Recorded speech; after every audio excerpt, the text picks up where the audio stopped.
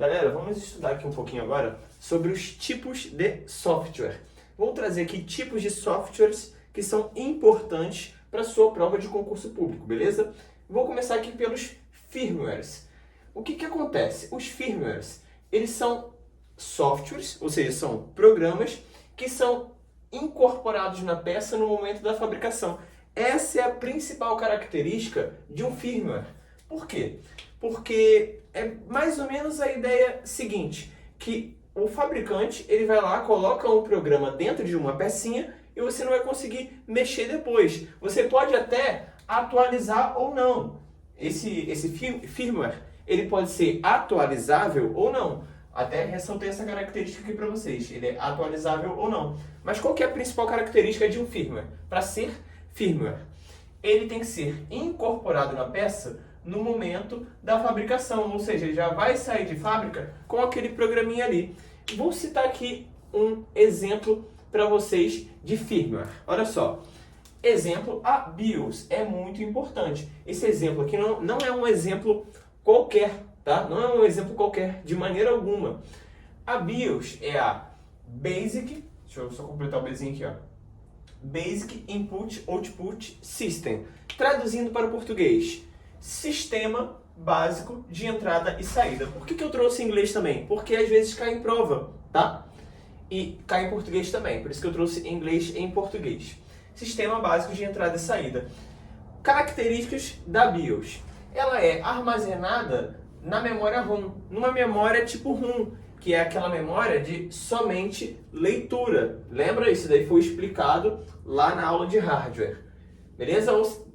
Recapitulando, para quem esqueceu ou para quem não viu essa aula. Mas quem não viu é bom assistir. Esse tipo de memória aqui, memória ROM, eu não consigo alterar os dados que estão ali. Eu só consigo ler, tá legal? A BIOS, ela é gravada ali numa memória do tipo ROM. Show de bola. E já vem de fábrica porque é firmware. A BIOS é o primeiro programa que roda ao ligar o computador. Beleza? É muito interessante isso. É o primeiro programa. Então tem gente que não conhece o primeiro programa que roda no computador. Pensa que é o sistema operacional. Nada disso. É a BIOS.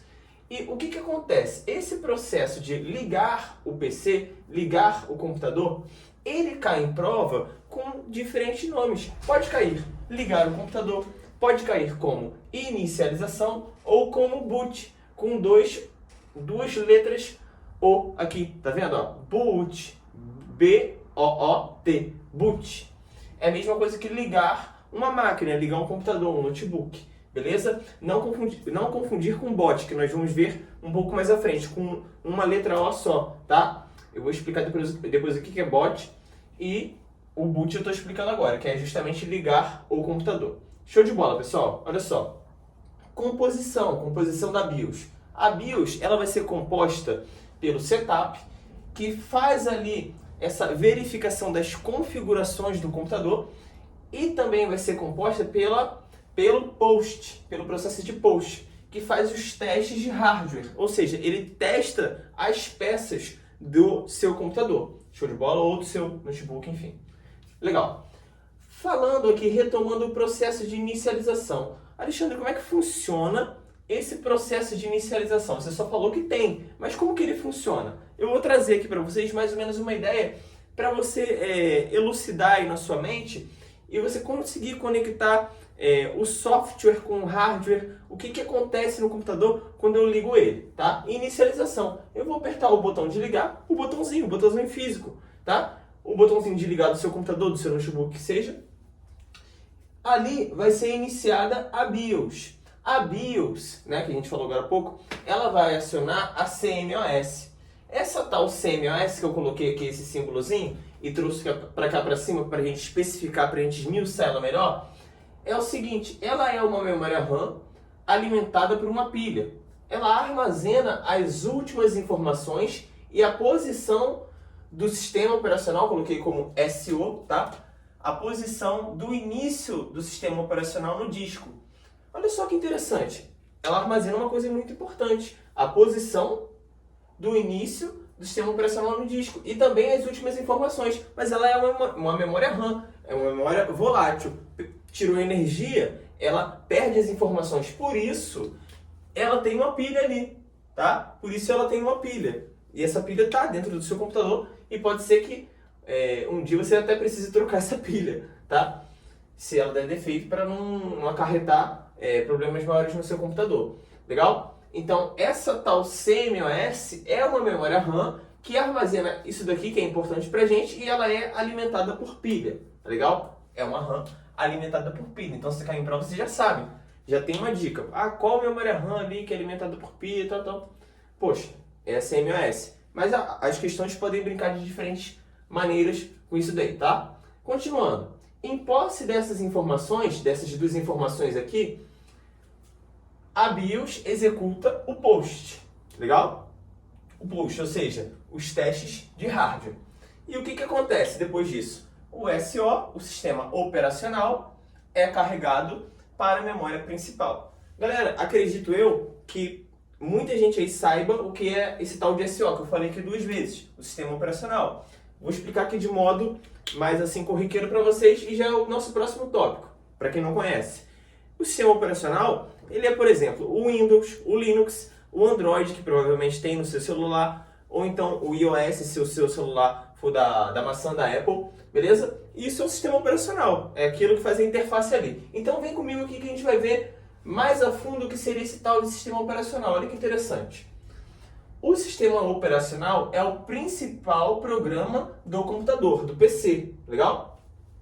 O que ele faz? Ele faz a interação usuário-máquina, ou seja, a interação entre eu e a minha máquina, que está me gravando agora, que é o celular. Eu consigo interar através do sistema operacional, legal? Se não tivesse o sistema operacional no meu celular, eu não ia conseguir interagir com ele.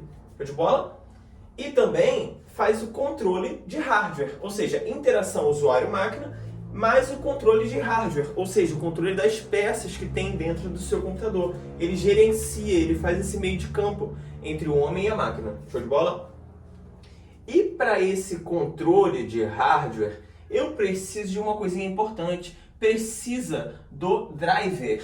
O que seria driver? Driver é como se fosse um manual de instruções de como funciona um programa. Exemplo, se você compra uma impressora, você quer imprimir umas fotos aí na sua casa, você vai ter que instalar o driver daquela impressora. Tem algumas que vêm com CD, tem outras que você vai lá, baixa na internet e instala. Agora, se você compra um mouse, um mouse para você mexer no seu computador. Às vezes, a maioria das vezes, você só vai colocar o mouse ali na entrada USB e vai começar a funcionar. Porque esse, olha que interessante essa palavra, esse mouse, ele é plug and play. Ou seja, só plugou ali e já pode começar a mexer, tá legal? E o detalhe importante, esse driver, ele pode ser instalado automaticamente ou não, tá legal? Aqui quando a gente fala automático, a gente liga a ideia do plug and play, ok? Plug and play. Cai em prova também, tá legal? Porque é automático, ele já baixa automaticamente ali, ou já está baixado, enfim, você só colocou e já está funcionando, é o plug and play. Mas na maioria, por exemplo, das impressoras, o que vai acontecer? Você vai ter que realmente instalar um driver, não confundir driver com R com drive. Quando eu falo drive sem o R, eu estou falando de um hardware. Quando eu falo drive com R, eu estou falando de um software que faz o quê? O controle do hardware. Ele é um manual de instrução, ele vai mostrar para a minha máquina, para o meu computador, como que esse hardware funciona, tá legal? E as provas, elas cobram muito isso e faz aquela pegadinha, né? Tira um Rzinho aqui, tu tá lá numa prova de 120 questões, tu não vai, aí tu deu mole de não enxergar um R, ou enxergar um R onde não tinha e marca errado. Então tem que tomar muito cuidado com essa questão aqui do drive e do driver. Show de bola? Legal. A gente vai ver no curso aí, certamente vai ter questão com essas pegadinhas aqui. Continuando. Composição. Nós estamos falando da composição dos sistemas operacionais. Ele é composto por 2 partes principais. O núcleo, que é o kernel, tá? Tem essa palavrinha aqui que também pode cair em prova. O kernel do sistema operacional é o quê? É o núcleo. E o núcleo é o kernel, vice-versa. Beleza? Que é uma parte assim que o usuário em si, o usuário comum, ele não tem tanta interação. É como se fosse digamos que o código-fonte do sistema operacional. Vamos colocar assim nessa analogia, beleza? É como que ele é escrito, é a estrutura dele. Show de bola? É o núcleo dele, é o núcleo, de fato. E também temos a interface, beleza? A interface. Essa interface é justamente onde o usuário ele vai surfar mais ali. Por quê? Porque essas interfaces de sistema operacional, elas podem ser de duas maneiras. Elas podem ser através de recursos textuais, tá? Pode ser através de recursos textuais e também pode ser através de recursos gráficos. O que é mais comum pra gente? É justamente a questão dos recursos gráficos. Quando você mexe aí no seu celular, no seu Android, você vê aquela interação, né? Que muitas coisas se aproximam até da realidade. Você aperta um botãozinho e abre uma janela, enfim. Isso é uma interface gráfica. E tem algumas doutrinas também, livros, que dizem que é uma interface gráfica amigável. E tem essa siglazinha aqui para vocês, GUI, tá? Que significa justamente isso, essa interface gráfica amigável. Então anota aí essa siglazinha, GUI. Show de bola? Legal. Então já apresentei para vocês que o sistema operacional ele tem a composição, núcleo, interface, tem a questão ali que ele faz o controle de hardware, a interação com o homem e a máquina, e é o principal programa do seu computador, do seu celular, do seu notebook. Trazer só uma observação aqui para vocês a respeito dessas interfaces gráficas. Observação. Temos dois grandes rivais aí de mercado no mundo dos computadores, né? O Windows e o Linux. O Windows, normalmente, via de regra, ele possui uma interface gráfica por versão. O Windows 10, ele tem a sua interface gráfica. O Windows XP, o Windows Vista, cada um vai ter a sua interface gráfica. Já o Linux, ele permite que alguns sistemas ali, Linux, eles tenham mais de uma interface gráfica, beleza? Que você possa alternar ali entre elas. Então, eu vou dar uma apagadinha aqui nesse quadro para nós continuarmos a questão dos nossos tipos de software.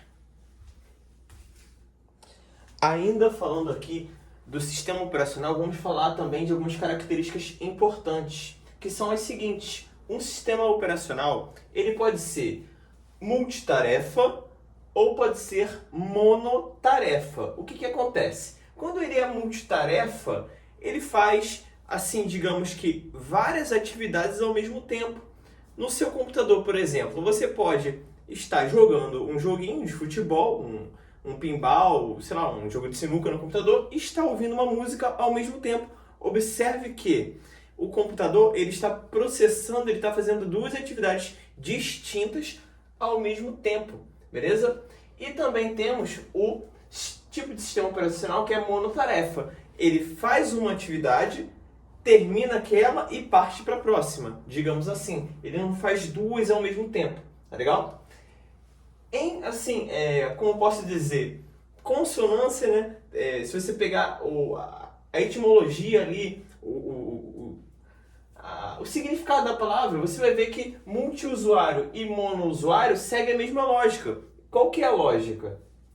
O multiusuário pode ir mais de uma sessão de usuário simultâneo. Ou seja, eu consigo ter vários usuários ali simultaneamente. Por isso que eu digo que pode ir mais de uma sessão de usuário simultâneo, beleza? De modo simultâneo, melhor dizendo, tá? Pode anotar aí, de modo simultâneo, vai ficar mais bonitinho. Já no monousuário, para eu ter um usuário diferente ali, o que eu tenho que fazer? Eu tenho que trocar de usuário. Procedimento também que resulta ali, que é conhecido como fazer logoff, tá? Eu vou fazer o logoff para trocar de usuário. Continuando. Pessoal, outro tipo importante de software. O software de escritório. Cai muito em prova e você vai estudar mais aprofundadamente, se você continuando aí no curso com a gente, vai estudar mais aprofundadamente alguns específicos, que o seu edital ele pode trazer o Word, o PowerPoint, o Excel, etc. E esses tipos de software são softwares de escritório. Eu aqui só estou apresentando para vocês. Na aula específica a gente vai ver todos os detalhes. Show de bola? Olha só. Exemplo, são editores de texto, planilha, apresentação, imagem, gerenciador de e-mail, que também são queridinhos de prova. Mas qual que é a principal característica desses camaradas aqui? Softwares de escritório. É atender demandas de um escritório, de um setor administrativo, às vezes do seu trabalho que você faz para sua faculdade, para sua escola. Essa é a principal ideia do software de escritório. Você digitar um texto, editar uma planilha, uma apresentação, editar uma imagem, um vídeo, tá? Beleza. E o que acontece? Continuando. Necessidades acadêmicas. Foi o que eu citei aqui para vocês. A questão de editar um vídeo, por exemplo, até a questão de uma imagem, pode se encaixar aqui na questão, às vezes, de um software utilitário, às vezes um software de entretenimento, tá? Mas aqui tem essa definição mais fechada aqui, por exemplo, para editor de texto, planilha, apresentação. Se aparecer texto, pode marcar na prova que é um software de escritório, beleza? Mas, assim, e se a prova não trouxer para mim que é um software de escritório? E trouxer aqui, sei lá, um editor de imagem, pode ser um software de utilitário. Se não trouxer, você vai marcar utilitário, vamos usar a inteligência, beleza? Mas, a princípio, é de escritório. Mas a gente vai pegando a manha das questões, tem questão que é sacana. Continuando, vamos lá. Exemplo, o Word, né? Acredito aí que todo mundo conhece, o WordPad, o Word que vem ali no pacote Office também, e o Writer, que são editores de texto, tá? O Word vem pela linha da Microsoft e o Writer vem pela linha da LibreOffice. Pode ficar tranquilo que vai ter aula específica sobre esses camaradas aqui. Estou só exemplificando para vocês. Show? São editores de texto. Esses camaradas aí. Softwares utilitários. Pessoal, qual que é a ideia do software utilitário? É que ele tem uma utilidade ali diferenciada, correto? É como se fosse a ferramenta, uma ferramenta. Pode anotar aqui do lado assim, ó, ferramenta, que vai ficar mais legal para você lembrar. Olha só, exemplo, compactadores de arquivo. O que é um compactador de arquivo? Ele pega um arquivo e compacta, diminui o tamanho desse arquivo, para que você possa transferir ele para alguém, por exemplo, com uma maior rapidez. Esse é o compactador de arquivo. Leitores de PDF. Por exemplo, você baixou lá um arquivo no seu celular, no seu computador, e você não está conseguindo abrir ele, porque ele está em formato PDF, e você não tem um programa que abra PDF. O que você vai fazer? Você vai baixar um leitor de PDF, que é um software utilitário. É uma ferramenta. Show de bola? Legal. 5. Softwares de entretenimento. Entretenimento, isso daí nem preciso explicar o que seria entretenimento, né? É para se divertir, né? Digamos assim, para se divertir, beleza?